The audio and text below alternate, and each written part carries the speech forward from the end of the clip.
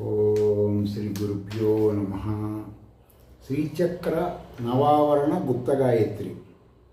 ఓం హ్రీం ఓం కయ్యేయీల ఐం హ్రీం ఐం సర్వోన్మాదిన్యై విద్మహే ఐం క్లీం సౌః హసక హల క్లీం హ్రీం క్లీం జగన్మాయాయై ధీమహి ఐం ఈం ఔః సకల శ్రీం హ్రీం శ్రీం తన్నో మహాశక్తి ప్రచోదయాత్. శ్రీ విద్యోపాసకులు కానీ విడిగా ఇంకెవరైనా సరే శరీరంలో ఉన్న పరమాత్మ అని అనబడే రాజరాజేశ్వరుడు తెలుసుకోవాలంటే వేద మంత్ర సూక్తం ఒకటి ఉంది.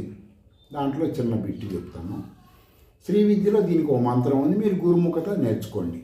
ఏంటంటే వేద సంహిత అంటే పరమాత్మ ముఖ కమలముల నుంచి పరమాత్మ సృష్టి ప్రథమ మానవులకు చెప్పింది వేద సంహితలు.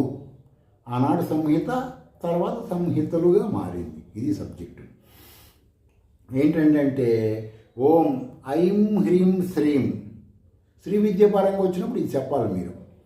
సహస్ర శీర్ష పురుష సహస్రాక్ష సహస్రపాత్ స భూమిం విశ్వతో వృత్వ అత్య తిష్ట దశా అంగుళం.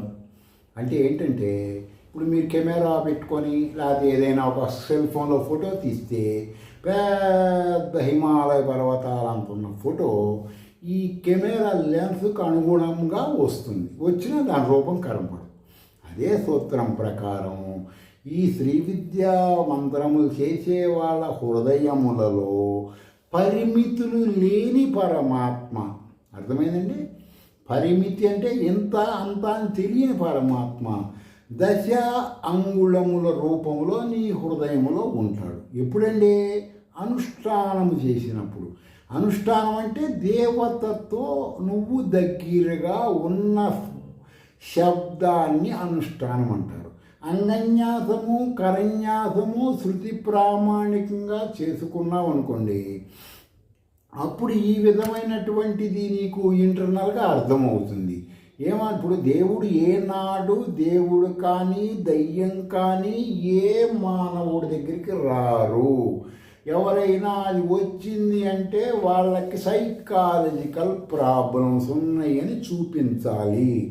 శృతి ప్రామాణికముగా న్యాసము ద్వారా దేవతాశక్తి వచ్చింది అని అనిపించటం. ఎట్లా అంటే వివరణ శృతుల పరంగా తెలుసుకోవచ్చు. స్వస్తి.